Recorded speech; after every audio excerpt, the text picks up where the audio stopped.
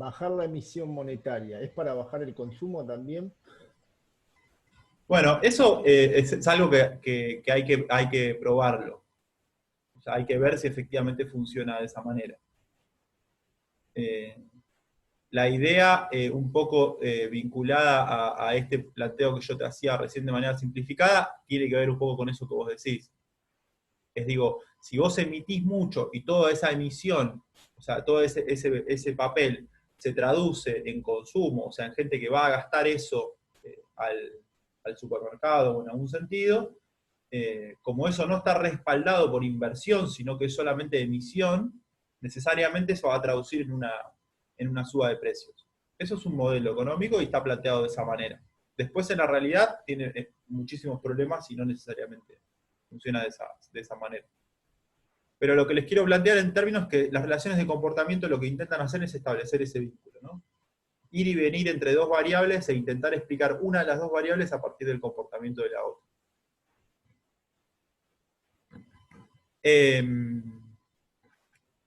Lo que tiene que ver con las relaciones de identidad, que es un poco lo que vamos a ver hoy, tiene que ver más con cuestiones estáticas. Y son representaciones contables en algún sentido. ¿Se acuerdan que nosotros habíamos armado una ecuación contable básica, que era con la que trabajamos toda la primera parte de la materia, y que eso nos planteaba una serie de identidades, ¿no? Donde analizábamos de un lado bueno, los ingresos, el capital, bueno, todo lo que estuvimos viendo, y que nosotros sabíamos que necesariamente la disminución o el aumento de alguno de los dos lados de esa ecuación básica se tenía que compensar. Bueno, las identidades macroeconómicas funcionan de la misma manera. Ahora las vamos a ver. Y lo que establecen son definiciones más fuertes, o sea, más cerradas todavía que las de comportamiento. Esto quiere decir, siempre se va a mantener esa ecuación, siempre se va a mantener esa identidad, siempre va a ser de esa determinada manera. La idea o una identidad macroeconómica básica, que es la que vamos a ver ahora, tiene que ver con esta idea de que el nivel de ingreso de una economía, de toda la economía, es igual a la suma del consumo y el ahorro de toda esa economía. Y bueno, si bien esta igualdad que se cumpliría en cualquier escenario, nada dice, por ejemplo, sobre cuáles son los determinantes de estas tres variables en cuestión. Esta identidad que establece que el ingreso total de una economía es igual al consumo y al ahorro, se cumple o se debería cumplir en todos los escenarios. Lo que no nos dice es sobre las variables que están detrás del consumo, las variables que están detrás del ahorro, las variables que están detrás del ingreso, ¿no? Y sobre cómo esas variables sí pueden ir modificándose y no necesariamente mantener esa equivalencia. Y después otro punto con el cual trabajan los modelos económicos y que es importante a considerar, tiene que ver con esta idea de lo que se denominan condiciones de equilibrio. Por lo general ustedes van a encontrar afirmaciones de, bueno, esta economía en condiciones de equilibrio funciona de esta manera, o una economía central en condiciones de equilibrio funciona de esta manera, y básicamente lo que intenta decir es, bueno, esta economía se comporta siempre así, excepto que, bueno, ocurra algún tipo de shock o algún tipo de cambio no previsto, como podría ser lo que está pasando ahora, ¿no? Cualquiera de estos modelos que están armados en condiciones de equilibrio no funcionan para situaciones como la actual. No explican nada ni permiten explicar nada, porque están armados para situaciones de equilibrio. Que la realidad es que las situaciones de equilibrio, por lo general, son aquellas que suceden en los países centrales de la economía, no en las economías periféricas como la nuestra o de otros países de América Latina o de Asia o mismo de Europa. Por lo general los modelos de equilibrio están pensados para economías que tienen determinada estabilidad económica. Nuestra economía es una economía que tiene problemas económicos constantes y crisis económicas constantes y está sujeta a variables externas muy importantes de manera constante. Hoy todo el mundo de por sí está en una condición de no equilibrio, ninguna economía del mundo está en condiciones de equilibrio. ¿Sí? Y bueno, y esta idea de las condiciones de equilibrio tiene que ver con esto de que, bueno, no está afectada por esto, por un tipo de perturbación o shock que afecte esos movimientos y esas equivalencias contables. Esta primera equivalencia, que es una equivalencia macroeconómica, está dentro de lo que entendemos como identidades, ¿sí? Es una fórmula que está planteada en condiciones de equilibrio y está planteada en particular en una economía cerrada en una economía donde no interviene el gobierno. Lo que plantea esta ecuación es que la demanda agregada, o sea, la sumatoria de todas las demandas individuales, es igual a todo el consumo y a toda la inversión de la economía. ¿Sí? Ese consumo, como venimos viendo, es el consumo agregado, es la sumatoria de todos los consumos individuales de aquellos que vivimos en un país, y es la sumatoria de todas las inversiones individuales que realizan las empresas de ese país en ese momento dado. Uno suma todo eso y te establece este concepto que definimos acá, que se llama demanda agregada. Ahí abajo está explicado, digo, el consumo privado agregado, que consiste en el gasto total de bienes y servicios de consumo finales por parte de todos los individuos de un país. Por su parte, la inversión representa el gasto total de una economía en bienes de capital, es decir, bienes que sirven para producir otros bienes y que no se agotan en el primer uso, o sea, no son bienes de consumo. ¿Sí? Entonces ahí tenemos un primer planteo de identidad, donde en cualquier economía deberíamos encontrar una identidad entre la demanda agregada, la sumatoria de los consumos individuales y la sumatoria de la inversión. ¿Seguimos? Sí,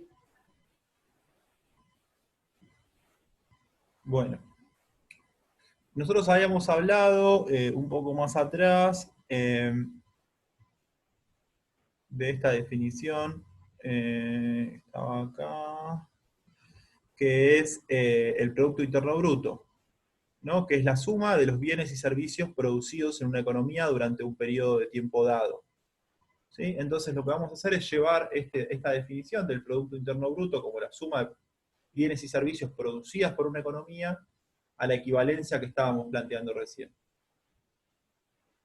Entonces, si nosotros tenemos esta idea de que el Producto Interno Bruto de un país es la suma de los bienes y servicios producidos en un determinado periodo, podemos hacer una equivalencia de que esa producción total y esa inversión total de bienes y servicios va a ser consumida en su totalidad por los habitantes de ese país, ¿no? Y de ese determinado país.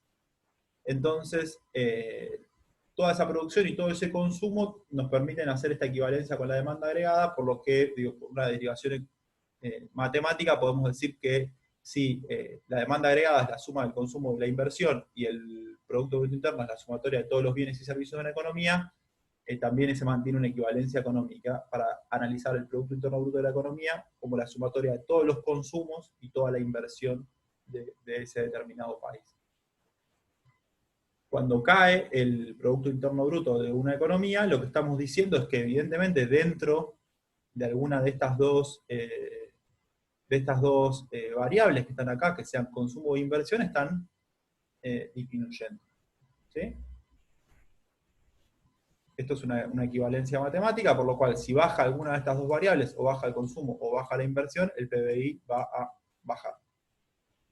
¿Sí? Entonces, si nosotros queremos, y estamos haciendo un planteo de que el PBI de la Argentina puede caer un 10% en relación a lo que fue el año anterior, estamos hablando de que probablemente el consumo y la inversión hayan caído de lo que fue el año pasado y a este año. Capaz que no cayeron las dos en un 10%, pero sí la totalidad de la economía la analizamos como una caída del 10%. Tiene absoluta lógica, ¿no?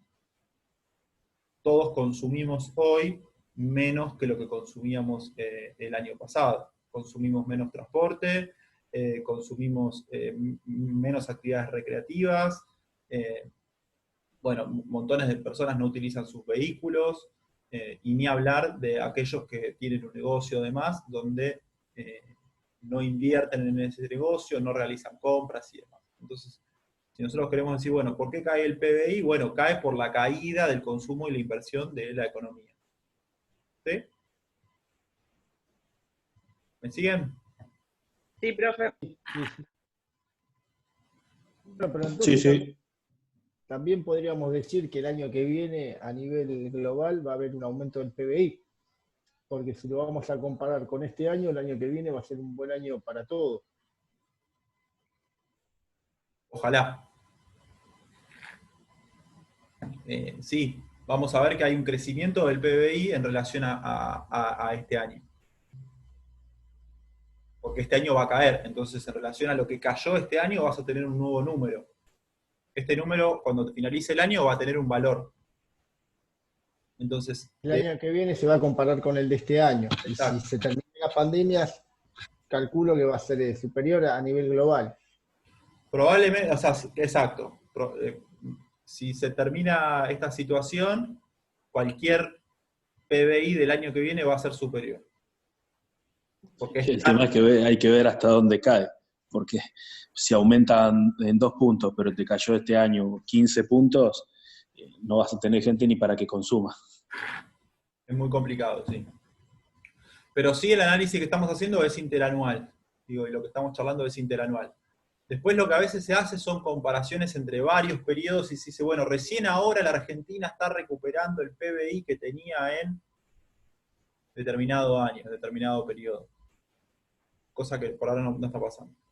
Pero bueno, sí, vayamos armando las definiciones. El PBI es la suma de bienes y servicios finales producidos en una economía durante un cierto periodo de tiempo.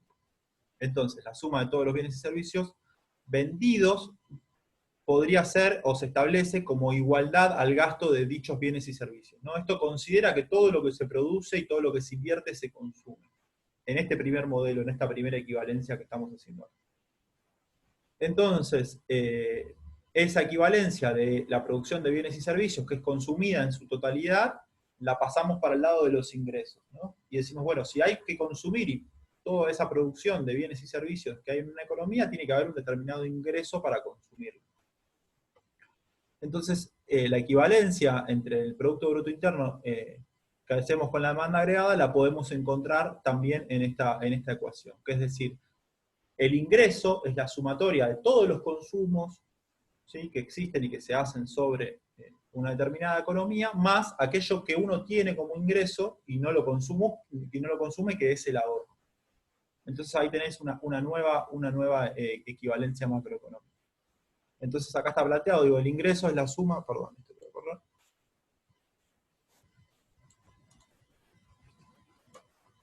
El ingreso es la suma de los ingresos de toda la economía y el consumo tiene la misma interpretación que teníamos antes, ¿no? Que era que el consumo es el consumo privado agregado, que es el gasto total en bienes y servicios. Entonces este ingreso, que va a ser el ingreso total de una población en un periodo determinado, va a ser una equivalencia con el consumo y el ahorro. Va a ser la sumatoria de las dos cosas.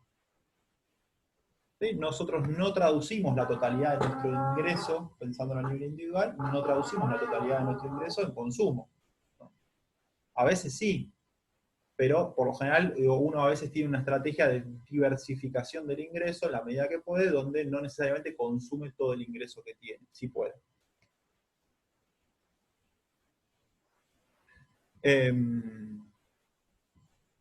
Bueno, sigamos un poco más.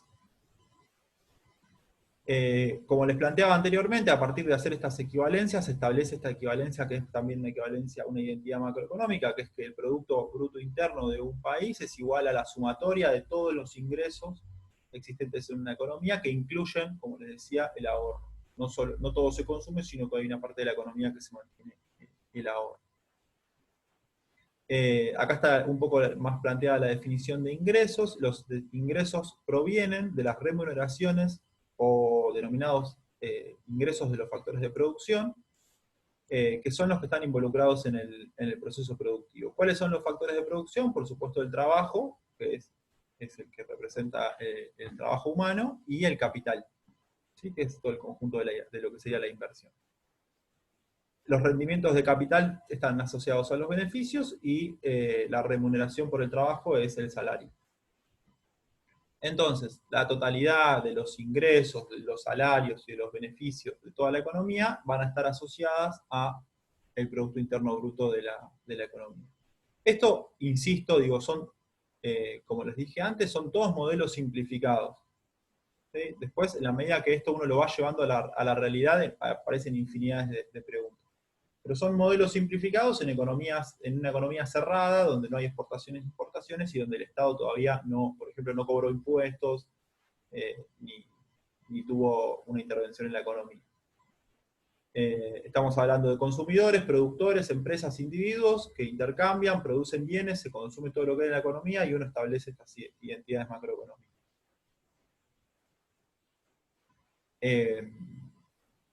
Entonces, como decíamos que el Producto Interno Bruto es la sumatoria de los bienes y servicios producidos en una economía y que todo eso se consume, para que todo eso se consuma tiene que haber un ingreso, por lo cual si se consume todo ese ingreso tenemos de vuelta la misma equivalencia, ¿no? Es lo que está planteado acá abajo.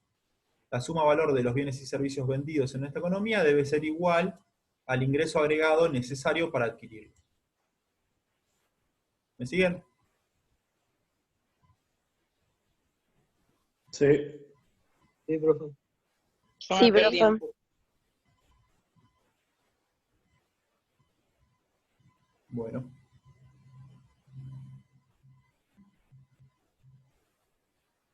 Entonces, el planteo que está hecho acá es que, así como nosotros veíamos de este lado de la producción de bienes y servicios, como lo que tiene que ver como el consumo y la inversión, nosotros lo podemos ver al Producto Interno Bruto de un país, o podemos ver esta identidad macroeconómica del lado del gasto o del lado del ingreso, ¿no? En tanto sepamos que todo el ingreso se traduce en consumo y ahorro, tenemos de un lado el gasto, que tiene que ver con esto del consumo y la inversión, y del otro lado tenemos el ingreso, que está vinculado al ingreso y al ahorro. Entonces, lo vemos desde el lado del gasto y desde el lado del ingreso. ¿Sí? Nada más que como está simplificado en una ecuación, nos da exactamente lo mismo. Como tenemos esa equivalencia planteada entre el ingreso y el Producto Bruto Interno, entre los gastos y el ingreso, podemos establecer una equivalencia de que el ahorro es igual a la inversión. Que es este planteo que está acá, ¿no? Digo, si el Producto Bruto Interno está constituido por el consumo y la inversión, y el ingreso es el consumo más el ahorro, inversión y ahorro son iguales. Eso quiere decir que todo el ahorro que uno tiene en la economía necesariamente se invierte. ¿Sí? No queda como ahorro improductivo, sino que se traduce en algún tipo de inversión. Eso nosotros lo veíamos en alguno de los modelos, digo, en donde aquella diferencia entre lo que nosotros no consumimos lo invertimos en algún lugar de la economía.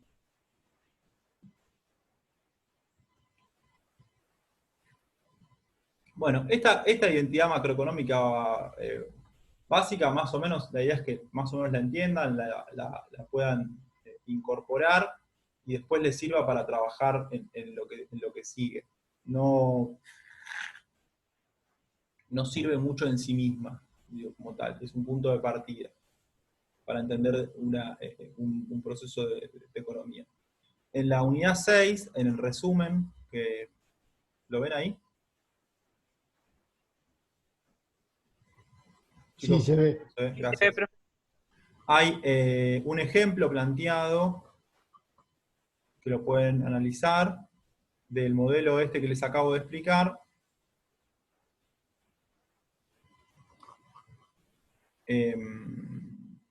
Está acá. Dice, para ilustrar algunos de estos conceptos, los economistas muchas veces hacen uso de simplificaciones aún más extremas de la que hemos hecho hasta ahora. Una de esas simplificaciones consiste en imaginar una economía compuesta por un solo individuo, haciendo ilusión a la metáfora de Robinson Crusoe. Pueden leerlo acá directamente, que está explicado la aplicación del modelo que yo les acabo de hacer a un ejemplo concreto de una persona que destina parte de su ingreso al consumo, parte de su ingreso al ahorro, y cómo eso establece la identidad macroeconómica que acabamos de ver. Pero bueno, léanlo directamente acá, está en la página 4 de la unidad 6, del resumen de la unidad 6. Bueno, ahora seguimos avanzando con el modelo. Lo único que hacemos ahora es que en vez de que trabajamos con una economía cerrada, trabajamos con una economía abierta. ¿Qué implica una economía abierta? Implica que el consumo y la producción de esa determinada población va a incluir al sector externo. Por lo cual hay una parte de ese consumo que se va a hacer sobre bienes que no se producen en la economía nacional, sino que se consumen en el exterior, y hay parte de los bienes que se producen en la economía que no se venden para el mercado interno, sino que se venden para el mercado externo. ¿Sí? ¿Estamos de acuerdo con esto? Sí. No, no lo entendí, profe. En el modelo anterior, todo lo que se producía en la economía argentina se consumía en la economía argentina. ¿Sí? Sí, hasta ahí sí. Entonces, hay una idea, por ejemplo, de que Argentina produce alimentos para no sé tantos millones de habitantes, muchos más que los que son los que viven en Argentina. En el modelo anterior, todo lo que produce el campo, por ejemplo, se consume acá. Y lo comemos nosotros o lo utilizamos nosotros. ¿Sí? Bien. Y la otra idea es que todo lo que consumimos nosotros, desde el lado del punto de vista del gasto, se produce en Argentina. ¿Sí? Cosa que no es real, por eso es un modelo. Porque gran parte de lo que consumimos nosotros y demás no se produce en Argentina, sino que se produce en otros países, y gran parte de lo que producimos nosotros no se consume en Argentina, sino que se consume en otros países. ¿Me entendiste, Ricardo? Bien. Sí, sí, sí lo entendí, profe. Ahora lo que hacemos es, agarramos el modelo anterior y le sumamos esta variable que es el mercado externo. Que es decir, guarda porque todo lo que produzco yo no lo consume el mercado interno, sino que hay una parte que se va afuera, y todo lo que consumimos nosotros no lo produce, sino que hay una parte que viene de afuera. Esta primera ecuación es una ecuación básica, que es que la diferencia entre las exportaciones y las importaciones te da lo que serían las exportaciones netas. Eso se llama balanza comercial, que es el total de lo que exporta la Argentina menos el total de lo que importa la Argentina. En determinados momentos económicos, la balanza comercial argentina ha sido superavitaria, y en otros procesos de la economía argentina la balanza económica ha sido deficitaria.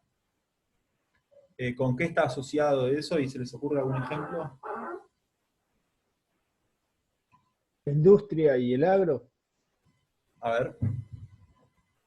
y que por ejemplo nuestro país históricamente es un país agroexportador. Acá siempre se dijo que Argentina como granero del mundo.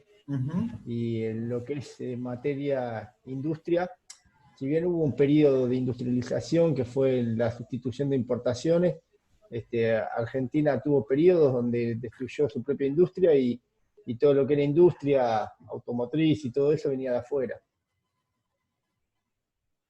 Perfecto. Ahí lo que nosotros vamos a ver, por ejemplo, es que cuando nosotros, o otro país, quiera desarrollar su industria, por ejemplo, en muchos casos lo que va a necesitar es muchas importaciones, ¿no? Traer de afuera montones de bienes y montones de inversiones para poder producir bienes de capital o desarrollar su industria. Eso va a hacer que la M, esta que está acá, suba, ¿no? Las importaciones van a subir para poder yo producir, por ejemplo, vehículos, ¿no? Porque necesito las máquinas, necesito a veces incluso los ingenieros, o necesito las materias primas para producir esos determinados vehículos. Entonces lo voy a sacar y va a subir esta parte de la ecuación, que son las importaciones. ¿Cómo puedo compensar esto? Para que yo pueda cubrir esa cantidad de importaciones con exportaciones, ¿no? Las exportaciones en este país fundamentalmente provienen del sector agropecuario. por ejemplo, un periodo de Argentina, que fue un periodo donde esta ecuación dio positiva, o sea, las exportaciones fueron mayores a las importaciones, fue el periodo de la Segunda Guerra Mundial, y posterior a la Segunda Guerra Mundial, ¿no? Donde las economías europeas, producto de la Segunda Guerra, quedaron muy, muy golpeadas, con grandes poblaciones inactivas, con grandes partes de su territorio arrasado, y la producción de alimentos quedó muy, muy, muy golpeada. Y además cuando las economías están orientadas a la guerra, gran parte de la producción no se destina necesariamente a la producción de alimentos, sino se destina a la producción de armamento. Entonces el alimento para ese proceso particular se toma y se compra en otros países, porque yo no puedo destinar parte de mi población a la producción de alimentos, le pido y le compro a otros países esos alimentos para mi población. Entonces el proceso de la Segunda Guerra Mundial y posterior a la Segunda Guerra Mundial es un proceso en donde Argentina creció muchísimo de sus exportaciones, porque vendía infinidades de alimentos al resto del mundo. Y ese proceso claramente fue un proceso de balanza comercial superavitaria, y ese proceso de balanza comercial superavitaria estuvo asociado a un poco lo que decía Hernán, de un proceso de sustitución de importación. Porque yo, producto de tener esta parte de la ecuación muy alta, tengo disponibles fondos para poder importar los bienes de capital que necesito para la producción industrial. Esto es una explicación re sencilla, re simplificada, que llega hasta acá, no tiene más alcance que eso, que sirve para explicar esto. Después tiene un montón de otras variables y hay un montón de otras complejidades que no las estoy metiendo en el modelo. Pero en este modelo que acabamos de hacer es, a partir de que un país exporta mucho, tiene esta parte de la ecuación fortalecida, lo que le permite aumentar su capacidad de importación. ¿Sí? ¿Estamos? Bueno. Lo otro que vamos a hacer ahora es incluir al sector público.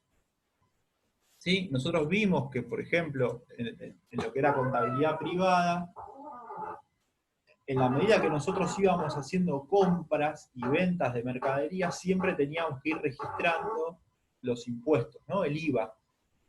¿No? En un modelo, en el modelo anterior, que veníamos viendo, la producción de bienes y servicios, la compra de bienes y servicios está pensada sin IVA. ¿Se entienden? El Estado no recauda nada porque no hay Estado. En este modelo que está planteado acá, nosotros incorporamos al Estado y vamos a decir entonces que otra ecuación o otra identidad macroeconómica importante es que los ingresos del sector público van a ser la diferencia entre esos impuestos recaudados y los gastos. ¿Sí? ¿Me siguen? Sí, profe. Sí, profe. Eso puede ser, en una economía determinada, con un modelo económico determinado, puede ser deficitario. ¿Qué quiere decir que el sector público es deficitario? que gasta más de lo que tiene. Claro, se sigue endeudando. A ver, vamos un poco más profundo. Que gasta más de lo que recauda. Exacto. Ahí está la definición que está planteada acá en la presentación, es esa. Es un sector público. O sea, el SP te da negativo cuando vos tenés la G de gasto más grande que la T de impuestos. ¿Sí? Pero no es relativo también eso, porque, por ejemplo, hay países que por ahí no tienen salud y educación pública, entonces son países que van a destinar menos, ¿sí? Porque van a tener más recaudación y por ahí recaudan menos en la sociedad, pero a mí me da la sensación que esa sociedad va a ser más vulnerable. Entonces puede ser que la balanza comercial les dé mejor, pero la calidad y países como, qué sé yo, Chile, Paraguay, países que por ahí uno dice, bueno,